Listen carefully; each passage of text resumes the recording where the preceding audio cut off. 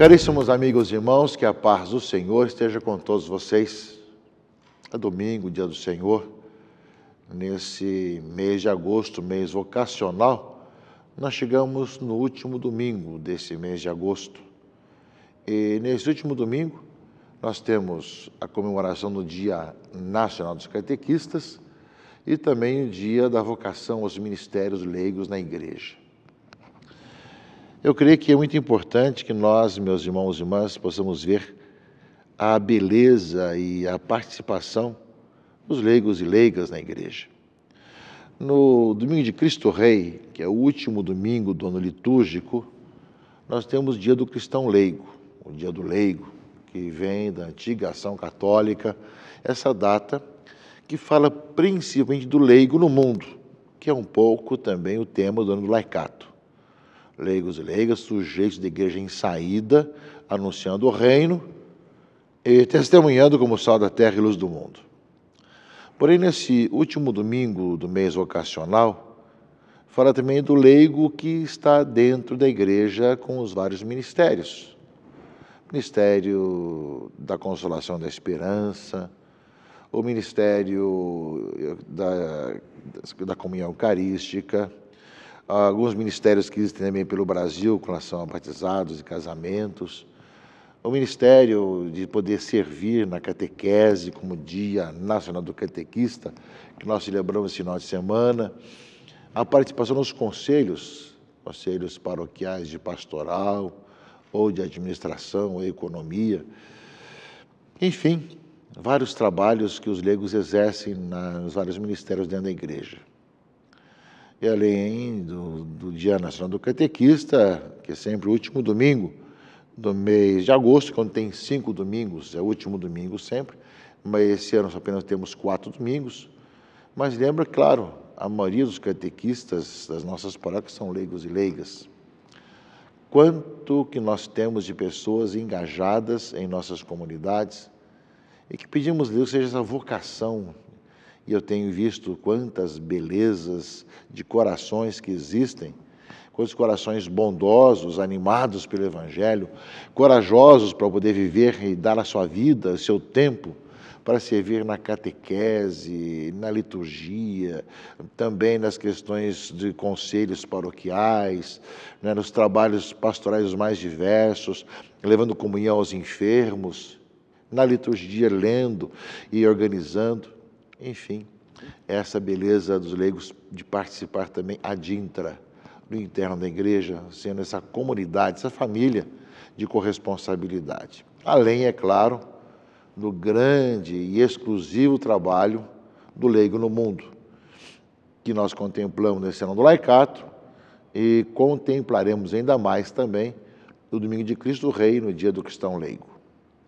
Portanto, o leigo tem essa dupla face, digamos assim, de poder ter na igreja várias funções ao interno da igreja, vários ministérios, e a sua vocação principal de ser presente no mundo como alguém que é igreja, que se encontrou com Jesus Cristo, que se sente como igreja e que onde quer que esteja, na escola, no trabalho, no lazer, no dia a dia, no transporte, nas conversas, de poder testemunhar pela vida que leva e também pelas palavras que diz quem é Jesus.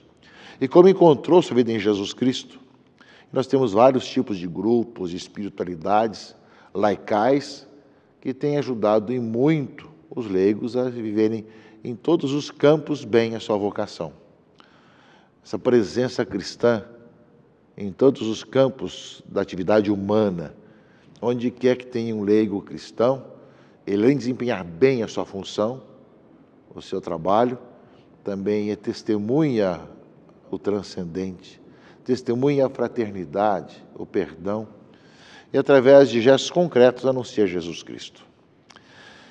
Eis aí, meus irmãos e irmãs, a nossa oração por essas vocações do leigo e leiga na igreja, nos vários ministérios, nos catequistas e, ao mesmo tempo, remetendo para continuarmos ainda vivenciando esse ano do laicato e remetendo para que no dia do leigo e leiga, no último domingo do ano litúrgico, domingo de Cristo Rei, nós possamos ir à grande missão do leigo no mundo.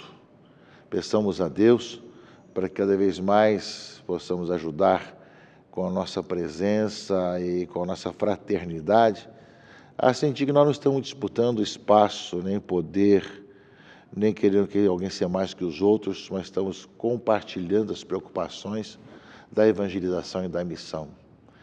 Não se trata de uma questão de poder ou de mandar mais ou menos, mas nos colocarmos juntos a serviço do povo de Deus, seja no interno da igreja, como estamos junto à sociedade. Às vezes, uma certa linha teológica de disputa de poder levou a perder muito tempo nessas disputas, esses problemas todos, esquecemos da importância dessa participação adintra e dessa presença do leigo no mundo, nessa comunhão que deve nos unir cada vez mais, que é característica da igreja, nessa unidade entre nós. Por isso que nós não escutemos muitas vezes os profetas da desunião, da derrota, dos ódios e rancores, mas sabemos trabalhar juntos, unidos nessa procura de comunhão, nessa beleza de estarmos juntos e sabemos nos escutar mutuamente e trabalhar nessa procura de que o Evangelho aconteça cada vez mais. E que nós sejamos identificados com o Evangelho de Jesus Cristo e assim caminhamos cada vez melhor nesse nosso tempo, nesse nosso mundo. Nesse domingo, meus irmãos e irmãs, 21º domingo, tempo comum, nós vamos concluir o capítulo 6 de João. Domingo passado nós não lemos o capítulo 6 de João, porque era domingo da Assunção de Maria, mas nesse capítulo 6 conclui com uma palavra desafiadora, depois de Jesus se apresentar como pão da vida e como aquele que dá vida para todos nós, que seu corpo é comida e seu sangue é bebida, né? E nós sabemos que isso vai se concretizar com muita clareza na Eucaristia, quando ele tomar o pão, dizer, este aqui é meu corpo, quando tomar o vinho, dizer, este aqui é o cálice do meu sangue, façam isso para celebrar essa minha presença. Os discípulos que estavam com Jesus disseram assim, essa palavra é dura, quem consegue escutá-la? É muito difícil de entender isso, disseram os discípulos. E Jesus, sabendo que estavam murmurando, ele disse assim, escandaliza vocês? E quando vides o Filho do Homem subindo, para onde estava antes, falava da ascensão. O Espírito é que dá vida, a carne não adianta nada. As palavras que vos falei são Espírito e vida, mas entre vós há alguns que não creem. Jesus sabia desde o início quem eram os que não tinham fé e quem havia de entregá-lo. E acrescentou, é por isso que eu vos disse, ninguém pode vir a mim, a não ser que lhe seja concedido pelo Pai. E a partir daquele momento, muitos discípulos voltaram atrás e não andavam mais com ele. Jesus, meus irmãos e irmãs, tem palavras de vida eterna. E palavras que o homem não consegue entender no começo, que são palavras importantes e profundas. E por isso ele fala que o Pai é quem tem que chamar e a pessoa tem que saber acolher o chamado do Senhor. E realmente que ele disse, a palavra são espírito e vida. Que ele disse, são palavras importantes.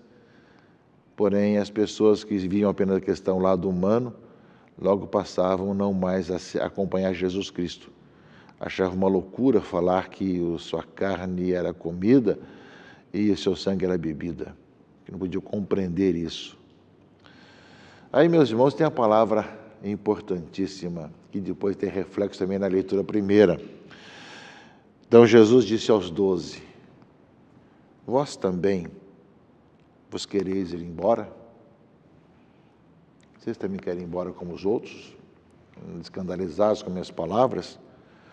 Pedro, Simão Pedro, aquele que recebeu a missão, esse primeiro Papa, tem a missão justamente de dizer o seu sim.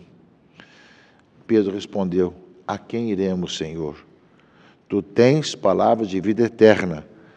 Nós cremos firmemente e reconhecemos que Tu és o Santo de Deus. Palavras de fé de Pedro, que a igreja continua repetindo ainda hoje, com Pedro e sobre Pedro. A quem iremos, Senhor? Só Tu tens palavras de vida eterna. Meus irmãos e irmãs, no decorrer da história, muitos se escandalizaram das palavras de Jesus e acabaram indo embora. E Ele nos deixa livres, se vocês também querem ir. Mas nós, com Pedro, e com Pedro hoje, que é o Papa Francisco, respondemos: não temos outro caminho, Senhor. Só Tu tens palavras de vida eterna. E nós cremos e sabemos que Tu és o Santo de Deus. É o Messias, o Salvador. Ora, meus irmãos e irmãs, na leitura primeira de Josué, temos a anfixonia, o povo de Deus que retornou, que veio do Egito, e aqueles que tinham ficado ali.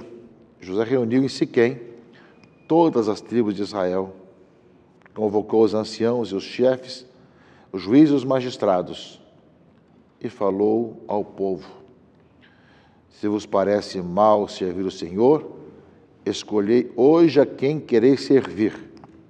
Se aos deuses a quem vossos pais serviram na Mesopotâmia, ou aos deuses dos amorreus, em cuja terra habitais, quanto a mim e minha família, nós serviremos o Senhor. Hoje temos que escolher a quem queremos servir.